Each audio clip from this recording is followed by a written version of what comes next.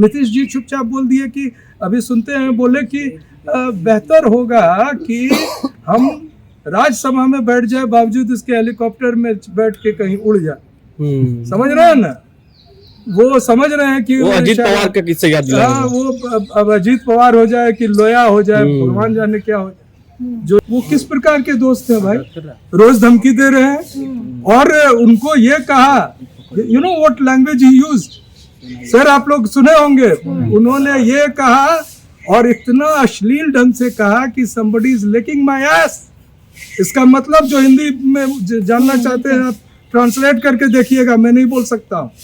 एक चैनल बोलता है और उसमें जो एंकर है, she uses very obscene language against a very important person, हमारे देश के बहुत ही प्रमुख आदमी। वो कई लोगों ने उसको देखा होगा। She says that mister so and so has opened his legs to America. हाँ बिल्कुल, आप समझिए जो हिंदी भाषी हैं, ये जो है इतना अश्लील शब्द है कि जिसका अनुवाद इस पर संभव नहीं है, और फिर भी वो चुप है।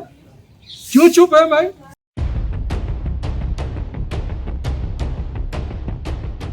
ईरान, इजराइल और अमेरिका के युद्ध के बीच अब अमेरिका भारत को ये बताने लगा है कि उन्हें तेल किससे खरीदना चाहिए और किससे नहीं। देखिए सीधे तौर पर अमेरिका ने कह दिया है महज 30 दिन तेल ले सकते हो आप रूस से। देखिए मैं अपनी पार्टी की तरफ से कई बार मीडिया में, मेन स्ट्रीम मीडिया तथा जिसको कौन मीडिया कहते हैं आप लोग सब जानते ही, उसमें बात रखता हूँ। और कई बार भारतीय जनता पार्टी के जो प्रवक्ता होते हैं वो इस बात का जवाब नहीं दे पाते हैं कि ये कौन सा ये बात कह रहा है ट्रम्प बार बार कि मैं जब चाहूँ तो इनके पॉलिटिकल कैरियर को ख़त्म कर सकता हूँ। भ्रष्टाचार की बात तो हो नहीं सकती है, भ्रष्टाचार तो भारतीय जनता पार्टी रोज देखती है। भ्रष्टाचार की गंगा बन चुकी है, सारे छोटे नदी नाले इसमें मिल चुके हैं। तो पता नहीं क्या है, एप्स्टीन फाइल में कुछ है, या अडानी का भी इश्यू इतना बड़ा नहीं होगा, वो पैसे दे दे के हो सकता है तय हो जाए। तो कोई बहुत गंभीर बात है जिससे भारतीयों की आज़ादी, भारतीयों का मान सम्मान को ये 56 इंच जाके रोज नीलाम कर रहा है। और इसकी सबसे बड़ी मिसाल और सबसे बड़ी जो इसका एक उदाहरण है वो ये है कि उन्होंने अनुमति दी है भारत को कि आप 30 दिन तक तेल लेंगे। अनुमति भारत लेगा, उससे हम संप्रभुता संपन्न राष्ट्र नहीं है क्या? सॉवरेंटी नहीं है। दूसरा देखिए, एक चैनल बोलता है और उसमें जो एंकर है, she uses very obscene language against a very important person, हमारे देश के बहुत ही प्रमुख आदमी। वो कई लोगों ने उसको देखा होगा। She says that mister so and so has opened his legs to America. हाँ बिल्कुल, आप समझिए जो हिंदी भाषी हैं, ये जो है इतना अश्लील शब्द है कि जिसका अनुवाद इस पर संभव नहीं है, और फिर भी वो चुप है। क्यों चुप है भाई? आपको बोल दे, हमें बोल दे, हम जवाब दे देंगे, चाहे अमेरिका हो या कोई हो। और सबसे बड़ी बात देखिए इसमें, और एक गंभीर बात क्या आ रही है कि अमेरिका के, इजराइल छोटा सा देश, उसके जनरल्स बात कर रहे हैं कि हमने इंडिया ले लिया है, 140 करोड़ लोगों का प्रोडक्शन लाइन हमारे हाथ में है। इसका मतलब क्या हुआ? तो देश में हम लोग तो शिक्षा जगत के हैं, तो हम यूजीसी के इशू पर बोलते हैं, हम लोग सामाजिक क्षेत्र से जुड़े हैं तो जाति जनगणना की बात कर रहे हैं। लेकिन देश की संप्रभुता और आज़ादी जब खतरे में हो तो फिर हम या हमारे जैसे लोग या पूरे देश के लोग क्या करें? मैं तो आह्वान करता हूं पूरे समस्त राजनीतिक दलों से कि आप एक दिन का कम से कम इस पर धरना रखें कि भारत की संप्रभुता है भी कि नहीं। भारत जो है वो उसके जो आप देख रहे थे ना, वो मीडिया में आप देख रहे होंगे, जैसे मंगल सूत्र कोई पहनाता है पीछे से खड़ा होके एक, और जानते हैं वो वहाँ का कोई अवार्ड नहीं है, दैट इज नो अवार्ड। वो अवार्ड क्रिएट किया गया पहली बार। जैसे बच्चा आता है ना कोई बहुत खुश करने के लिए कि चलो हम तुमको कुछ दे देते हैं, कुछ मेडल दे देते हैं। वो ये भी नहीं है कि जिसको कहते हैं कंसोलेशन प्राइज, वो भी नहीं है। इसको कहा जाएगा it is entirely sycophancy award. और इसी तरह छोटे छोटे देशों में बड़े बड़े ये तगमे पहन के आते हैं और इनके लोग बोलते हैं कि बाप रे बाप इतना बड़ा इनको तगमा मिला, उस तगमे की कीमत भारत क्या चुका रहा है।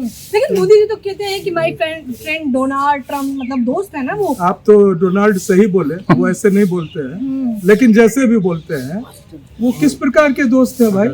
रोज धमकी दे रहे हैं और उनको ये कहा, you know what language he used, sir आप लोग सुने होंगे, उन्होंने ये कहा और इतना अश्लील ढंग से कहा कि somebody is licking my ass। इसका मतलब जो हिंदी में जानना चाहते हैं आप ट्रांसलेट करके देखिएगा, मैं नहीं बोल सकता हूँ।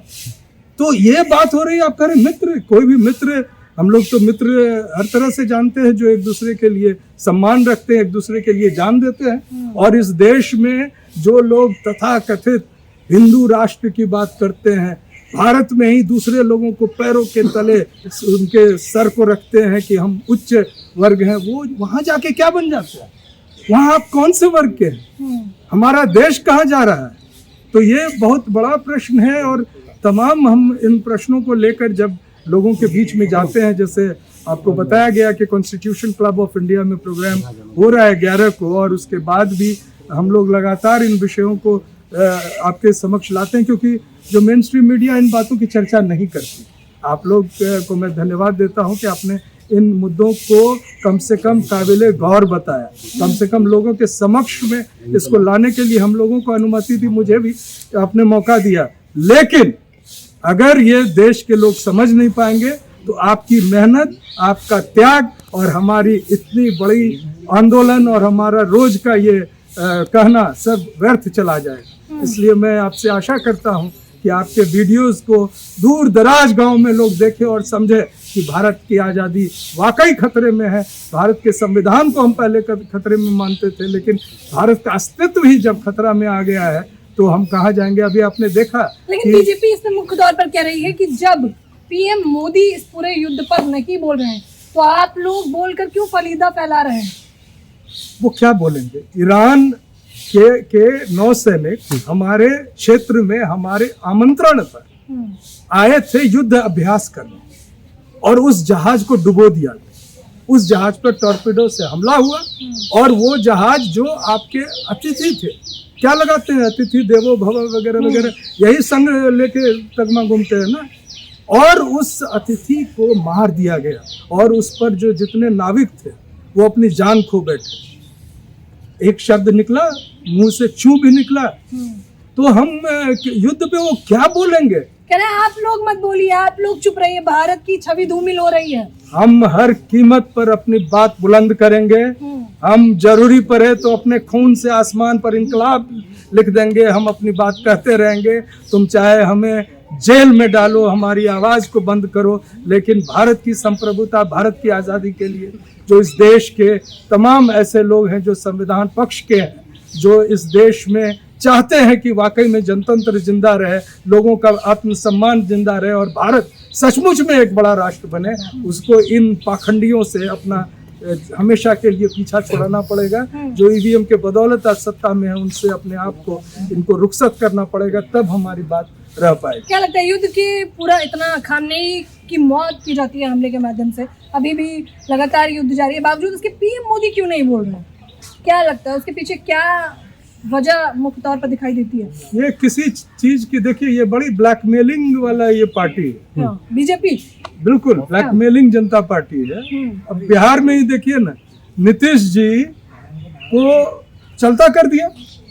अब एक आईपीएस अफसर है, बार बार बोल रहे थे कि इनके बेटे का कुछ लेना देना है नीट वाले उस हत्याकांड जिसमें एक बच्ची के साथ बलात्कार हुआ और उसकी जान गई, और उस कौम से थी, उस समुदाय से, उस जाति से थी जो एक तरह से भारतीय जनता पार्टी की मुखर समर्थक। लेकिन उसके साथ तमाम नेता चुप हैं। हम लड़ रहे हैं उनके लिए। हम उन सारे ऐसे लोगों के लिए भी खड़े रहते हैं जिनके साथ अन्याय होता है।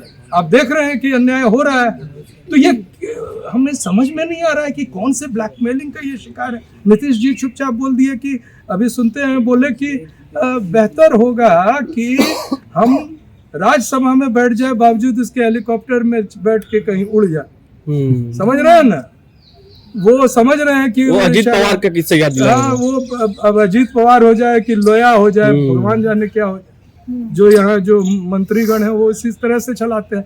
तो मेरा आग्रह है और आप लोगों से विशेष विनती है कि आप जरूर इस चीज़ को अपने दर्शकों से कहें कि इस चीज़ को लोगों तक पहुंचाएं, क्योंकि भारत के साथ अगर इस तरह का होता है तो हम लोगों का जो ज़मीर और खून और सब कुछ खौल उठता है। हमें लगता है कि इस देश के लिए एक समय आ गया है जब सबको कुछ न कुछ बोलना होगा। नहीं बोलेंगे तो भारत बचेगा।